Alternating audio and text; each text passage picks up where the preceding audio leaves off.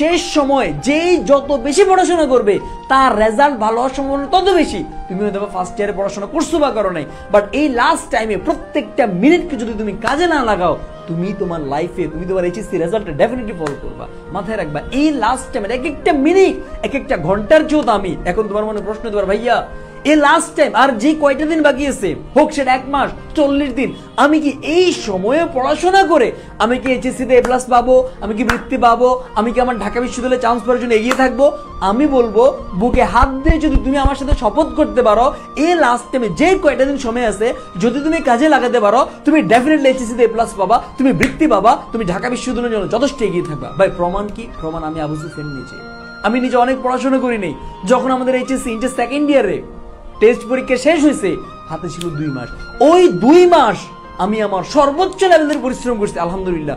ওই 2 মাসের পরিশ্রম দিয়ে আমি আবু সুফিয়ান এইচএসসি তে A+ পাইছি, আমি আবু সুফিয়ান এইচএসসি তে বৃত্তি পাইছি, আমি আবু সুফিয়ান ঢাকা বিশ্ববিদ্যালয়ে চান্স পাইছি। তুমি কেন পাবা না?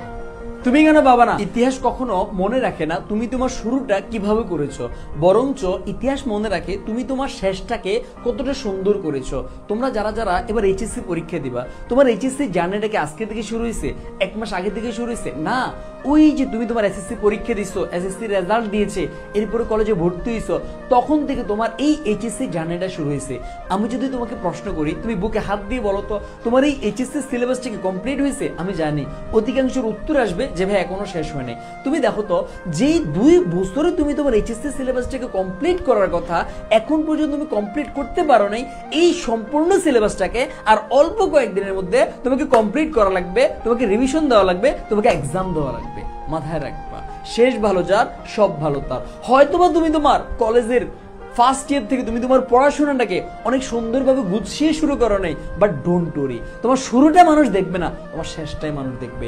মাথায় রাখবা শেষ ভালো যার সব ভালো তার। আরে বোকা, বুদ্ধিমানেরা তো তোমার প্রতিদিন পরিশ্রম করে না, বুদ্ধিমানেরা সারাদিন পরিশ্রম করে না, বুদ্ধিমানেরাও পরিশ্রম করে, তবে পরিশ্রমটা অনেক স্মার্টলি পড়াশোনা করে, অনেক স্মার্টলি পরিশ্রম করে, তাদের ডেডিকেশনটা থাকে অনেক স্মার্ট ভাবে। ভাই স্মার্ট ভাবে কেমন? মাথায় রাখবা শেষ সময় যেই যত বেশি পড়াশোনা করবে তার রেজাল্ট ভালো হওয়ার সম্ভাবনা তত বেশি। তুমি হয়তো ফার্স্ট ইয়ারে পড়াশোনা করছো বা করো নাই, বাট এই লাস্ট টাইমে প্রত্যেকটা মিনিটকে যদি তুমি কাজে না লাগাও, তুমি তোমার লাইফে তুমি তোমার এইচএসসি রেজাল্টটা ডেফিনেটলি ফলো করবা।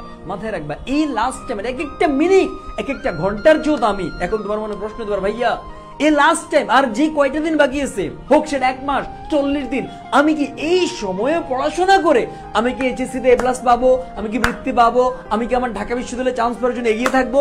আমি বলবো বুকে হাত দিয়ে যদি তুমি আমার সাথে শপথ করতে পারো এই লাস্ট টাইমে যে কয়টা দিন সময় আছে যদি তুমি কাজে লাগাতে পারো, তুমি ডেফিনেটলি এইচএসসি তে A+ পাবা, তুমি বৃত্তি পাবা, তুমি ঢাকা বিশ্ববিদ্যালয়ের জন্য যথেষ্ট এগিয়ে থাকবা। ভাই প্রমাণ কি? প্রমাণ আমি আবু সুফিয়ান নিজে। আমি নিজে অনেক পড়াশোনা করি নাই। যখন আমাদের এইচএসসি ইন্টার সেকেন্ড ইয়ারে টেস্ট পরীক্ষা শেষ হয়েছে, হাতে ছিল 2 মাস। ওই 2 মাস আমি আমার সর্বোচ্চ লেভেলের পরিশ্রম করছি আলহামদুলিল্লাহ। ওই 2 মাসের পরিশ্রম দিয়ে আমি আবু সুফিয়ান এইচএসসি তে A+ পাইছি, আমি আবু সুফিয়ান এইচএসসি তে বৃত্তি পাইছি, আমি আবু সুফিয়ান ঢাকা বিশ্ববিদ্যালয়ে চান্স পাইছি। তুমি কেন পাবা না? তুমি কেন পাবা না?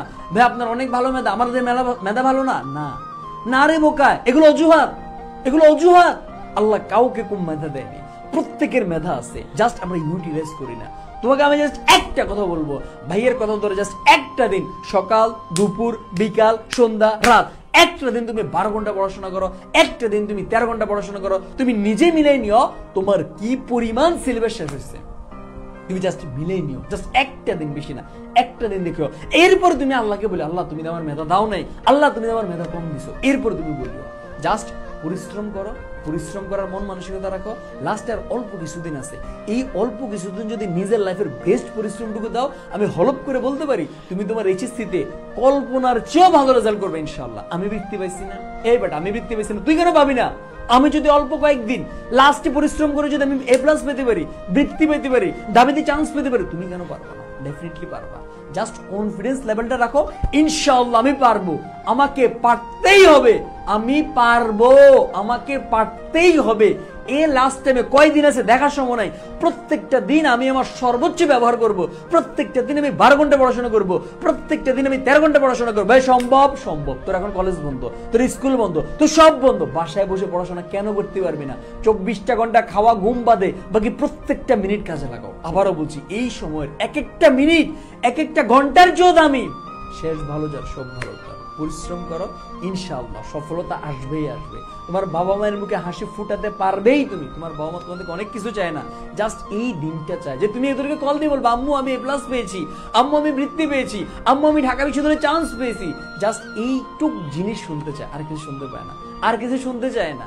অনেক টাকা দিবা খুশি হবে না, অনেক কিছু দিবা খুশি হবে না। এইটুক জীবনে তুমি ভালো আছো, তোমার রেজাল্ট ভালো আছে, জাস্ট এইটুক জিনিস শুনতে চায়। কেন তুমি পরিশ্রম করতেছো? কেন তুমি তোমার সময়টাকে নষ্ট করতেছো? আরে অনেক সময় তো নষ্ট করছো ভাই, আরে অল্প কয়েকটা দিনও কেন নষ্ট করতেছো? ইনশাআল্লাহ, ইনশাআল্লাহ আমি পারবো, আমাকে পারতেই হবে। ভিডিওটা দেখতেছো না?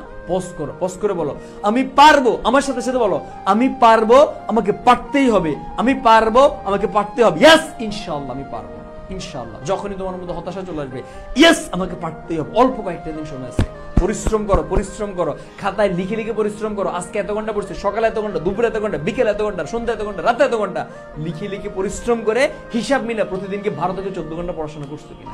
যদি হিসাব মিলে, আমি কথা দিতে পারলাম এইচএসসি তে এ প্লাস আসবে, আমি কথা দিলাম এইচএসসি তে বৃত্তি আসবে, আমি কথা দিলাম ঢাকা বিশ্ববিদ্যালয়ে চান্স আসবে ইনশাআল্লাহ।